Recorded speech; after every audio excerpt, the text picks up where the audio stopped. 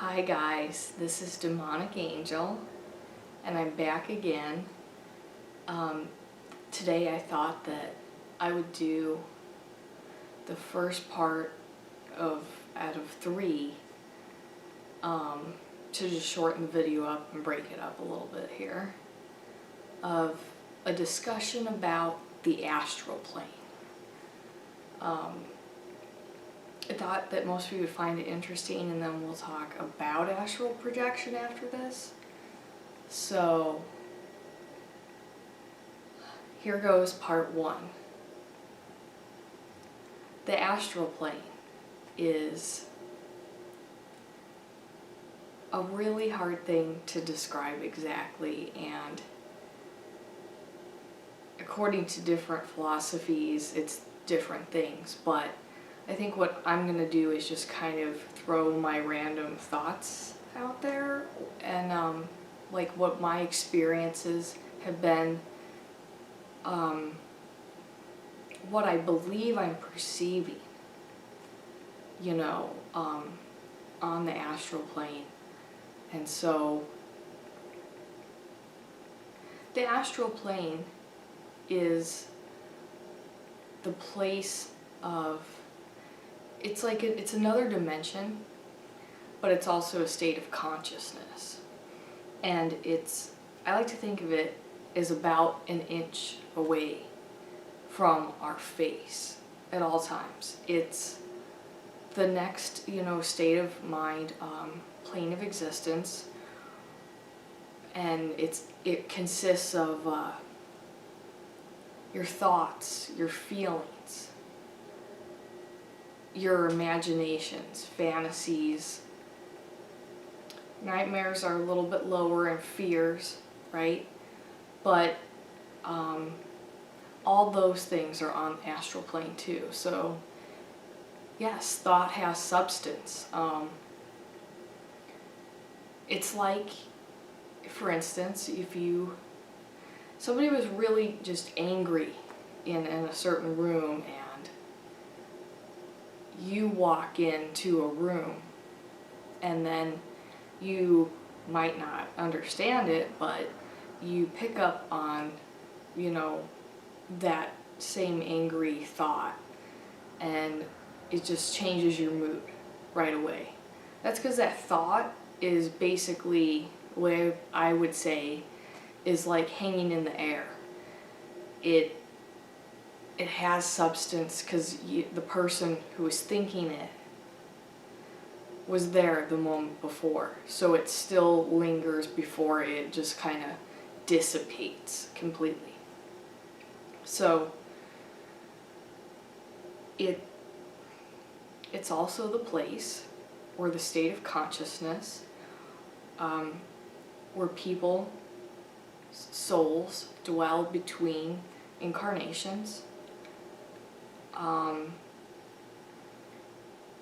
And really the astral plane is kind of like, at the bottom you have the baser energies that are on the astral plane.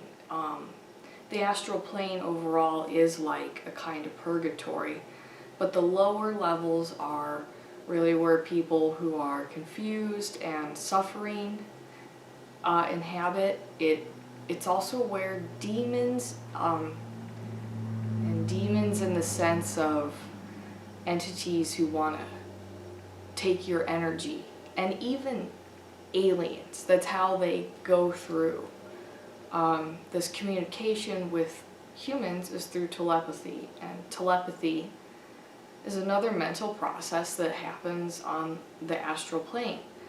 It is not confined to time and space, but it's not the cosmic plane where you've got heaven and hell. And it's basically where people go when they've crossed over to the light, and they've gone through the dark or the lower regions, and now they can progress. So the higher levels of the astral plane are for those seeking to better themselves, to reincarnate for the purpose of setting things right, helping others heal, understanding themselves better.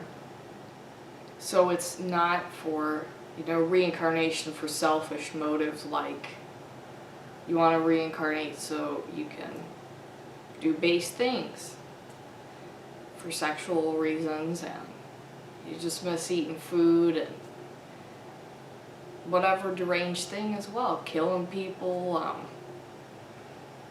That's your goal, is to do something that is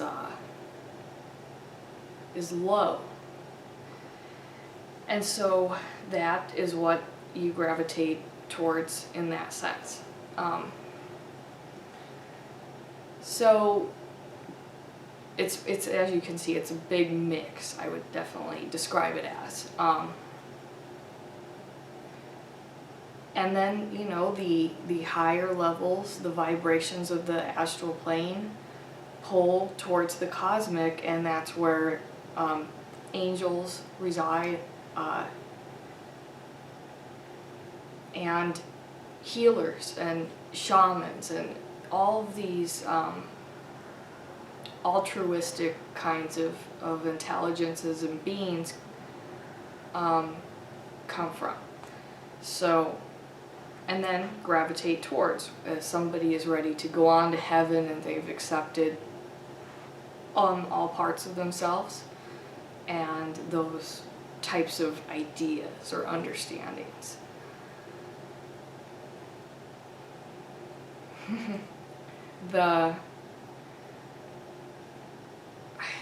Some things to understand about the astral plane would be that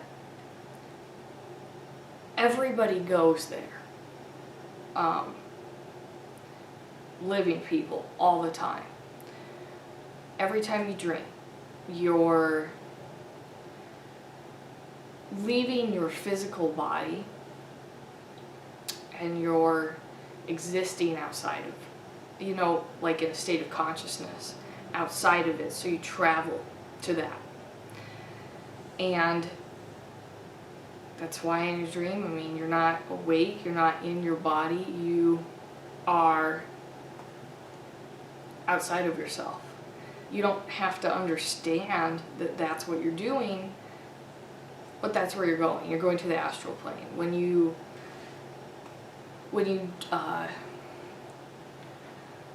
daydream or you have a fantasy, that's the astral plane. And you don't have to understand any of that as that, but that's kind of where I think magic and the occult really can come into play, and what that really can do for people. Because if you understand that thought and memory and will have substance, you can take that, from the astral plane and pull it back towards the physical plane.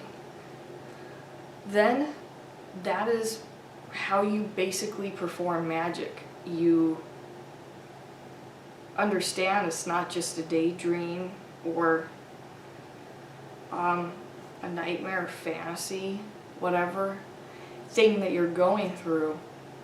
You can take it and understand it and perhaps experience it, so you can then go on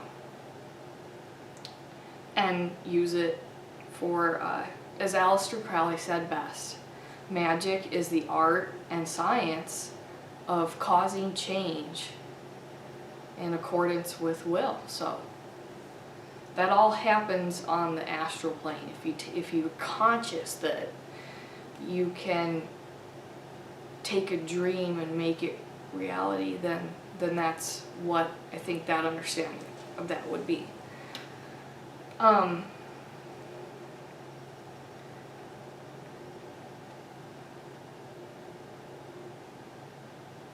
lot of people who astral project, besides dreams, like they do it on accident, let's say through a lucid dream or an existential crisis. They get afraid of it because it's very frightening to exist just mentally without your body. And so, you know, they're stuck in, they attached to this vehicle, this body we have. They don't understand that while that's part of course, all of us and who we are, that these other dimensions and states of consciousness are very, very real. And they don't, you know, obviously include your physical body. So that's why, you know, some people are just uncomfortable with that. They don't like that. And that's, you know, psychologically that's got to do with to travel through the higher levels of the astral plane, you have to understand that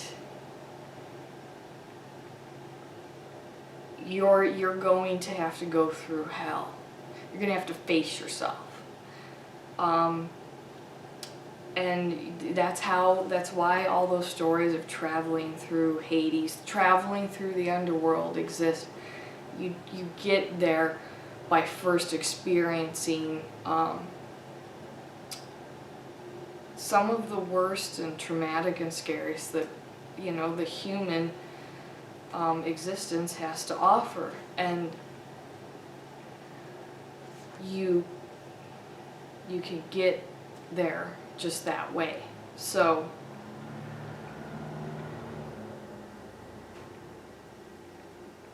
basically that makes people uncomfortable. You have to drop your ego, you have to fight it, and figure yourself really out in order to get to the level of reaching into these other planes of existence and bringing back healing. And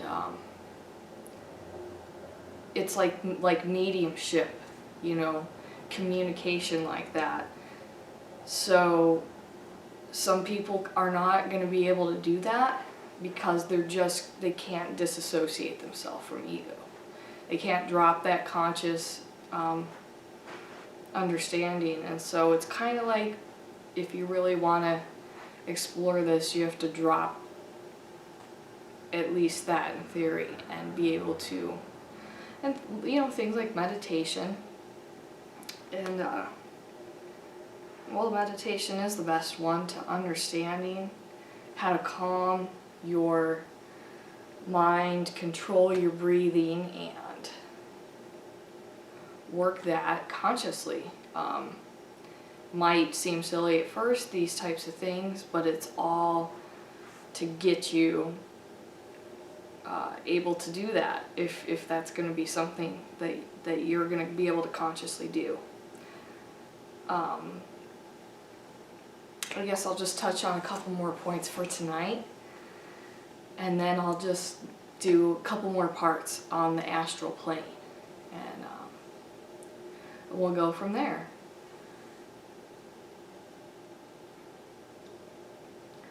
The astral plane is pure energy. So what that means is that let's say, I'll give an example and we'll kind of explain it. A guy prays that he's gonna get a girlfriend, and what happens when he's praying is that he imagines this one guy's girlfriend. He doesn't mean to think about it like that, but that's the mental image that pops into his mind.